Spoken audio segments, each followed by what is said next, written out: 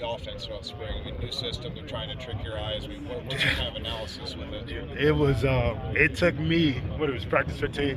It took me 13 practices to really like understand the run fits. They just do so much. Um, they kept it simple today. Smart guys. There's probably somebody in here with a camera. I see what they did there. But there's so much going on. So many as a linebacker. There's so many reads that I read, and he knows that, and he wants me reading it because like there's a reason. So if the running back jabs right, he knows I'm looking at that, and then something's going left.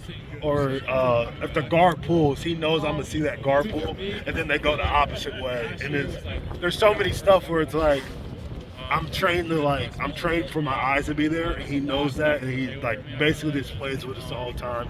It was really fun. Like it felt like a game week every time we came out to practice. Like didn't know what these dudes are gonna run.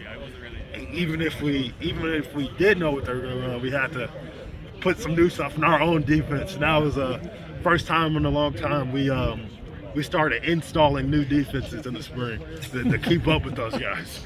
It's not like the run game in particular. Yeah, it definitely gave me problems. There's just so many fits, so many gaps. We like to play with a 7-man box, so we're gonna try to keep two high safeties at all times. And when those guys are dividing, those receivers are dividing.